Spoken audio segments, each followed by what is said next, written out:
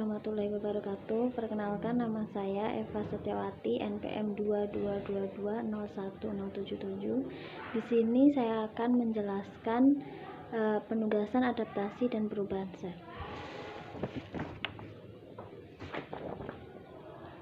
Baik, nomor 1, identifikasi dan tuliskan bagian-bagian sel pada gambar di bawah ini.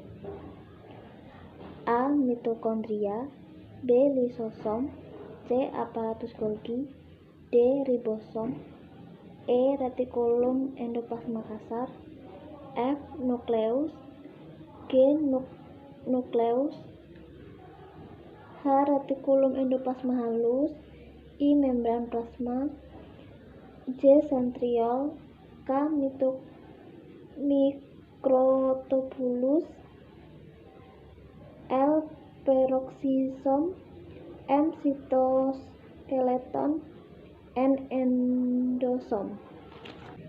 Yang kedua, identifikasi dan sebutkan proses adaptasi yang terjadi pada sel yang ada di gambar bawah ini. Adaptasi sel yang terjadi adalah atrofi.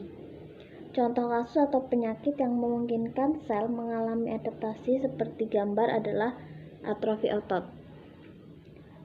Contohnya pada seseorang yang lumpuh.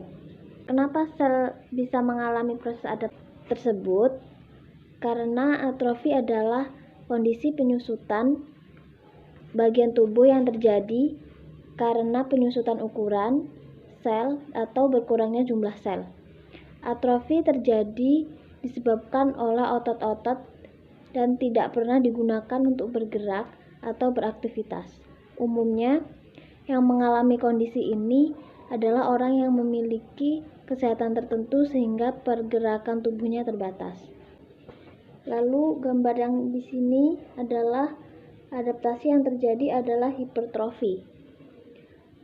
Contoh atau kasus penyakit yang memungkinkan sel mengalami adaptasi seperti di gambar di atas adalah peningkatan otot binaragawan yang sengaja dibesarkan dengan diberi beban peningkatan massa ekstremitas pada pekerja keras. Kenapa sel bisa mengalami proses adaptasi tersebut? Hipertrofi terjadi karena pembesaran jaringan atau organ akibat peningkatan ukuran sel. Pada saat mengangkat beban dan melatih otot, impuls dan rangsangan saraf akan meningkat dan memicu kontraksi otot. Kontraksi tersebut akan merangsang peningkatan kekuatan walaupun mungkin ukuran otot tidak terlihat membesar. Yang ketiga, adaptasi sel yang terjadi adalah hiperplasia.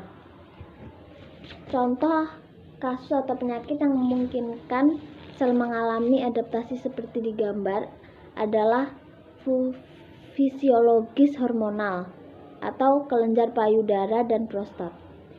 Hiperplasi patologis atau hiperplasi endometrium karena obat-obatan. Kenapa sel bisa mengalami proses adaptasi tersebut? Karena jenis hiperplasia ini terjadi adanya genetika yang tidak normal, sehingga bentuk selnya abnormal dan cenderung berubah. Jadi, sel ganas dan bisa menyebabkan kondisi prakanker. Hiperplasia juga dapat terjadi dan ditemui pada sel yang dirangsang dengan peningkatan beban kerja, pensinyalan oleh hormon, atau sinyal yang dihasilkan secara lokal sebagai respon terhadap penurunan kepadatan jaringan.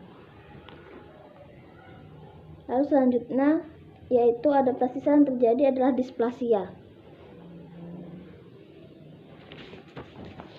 Contoh kasus atau penyakit yang memungkinkan sel mengalami adaptasi seperti gambar adalah penyakit displasia serviks atau saat sel abnormal tubuh sekitar serviks atau leher rahim. Kenapa sel bisa mengalami proses adaptasi tersebut? Displasia adalah perkembangan sel atau jaringan yang tidak normal, tetapi belum tentu bersifat kanker.